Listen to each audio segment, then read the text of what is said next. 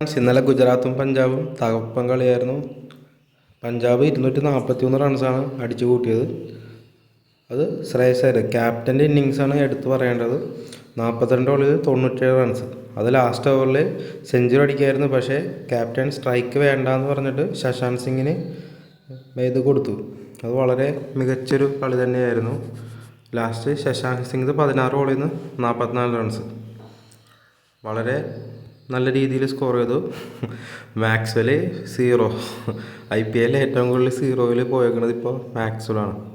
19 തവണയാണ് മാക്സ്വെൽ 0-ൽ പോയിട്ടുള്ളത്. തിരിച്ച് ഗുജറാത്ത് നല്ല രീതിയിൽ കളിച്ചു. പക്ഷേ ലാസ്റ്റ് എത്തിപ്പിടിക്കാനായില്ല. 16 റൺസിനകലെ നിൽക്കേണ്ടി വന്നു. എല്ലാവരും തന്നെ സായി സുദർശൻ കളിച്ചു, ഗില്ല് കളിച്ചു, ജോസ് ബട്ട്ലർ കളിച്ചു, റൂദർഫോർഡ് കളിച്ചു. പക്ഷേ ഫിനിഷിങ് പാളിപ്പോയി. ഇപ്പോൾ ഡ്രീം 11 നോക്കുകയാണെങ്കിൽ നമ്മുടെ ടീം വളരെ ശോകമായിരുന്നു.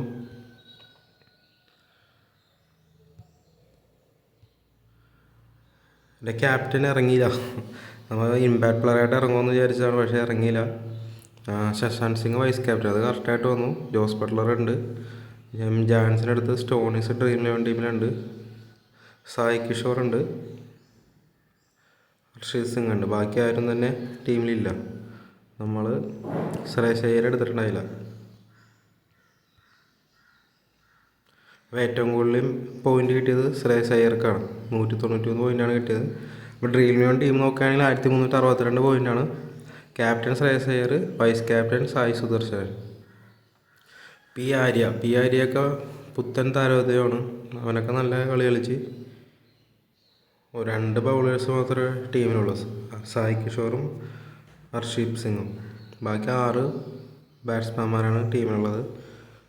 അപ്പോൾ വിന്നേഴ്സ് നോക്കുകയാണെങ്കിൽ ഇവൻ കറക്റ്റായിട്ട് ടീമിലെടുത്തിട്ടുണ്ട്. Shreyas Iyer captain, Sai Sudharsan vice captain. ഇവന്മാരൊക്കെ ടീം അങ്ങനെ ഇടണോ കറക്റ്റായിട്ട്? ഇത്രയും പെർഫെക്റ്റ് ടീമായിട്ടാണ്. റൂദർഫോർഡ് അവൻ ഇമ്പാക്ട് പ്ലെയർ ഇട്ടിട്ടുണ്ടായി. അവൻ കറക്റ്റായിട്ട് ഇമ്പാക്ട് പ്ലെയറായിട്ട് വന്ന് കളിച്ച് എക്സലൻ്റ് ആയിട്ടാണ് അവൻ ടീം ഇട്ടേക്കണം. സാറാഖാൻ, അത് ഇവൻ്റെ ടീമിലും 5 ബാറ്റ്സ്മാൻമാരും 3 ബൗളേഴ്സുമായിട്ട് എടുത്തേക്കണം. അപ്പോൾ നിങ്ങൾക്ക് ആരെങ്കിലും വിൻ ചെയ്തിട്ടുണ്ടെങ്കിൽ കമൻറ്റ് ചെയ്യുക.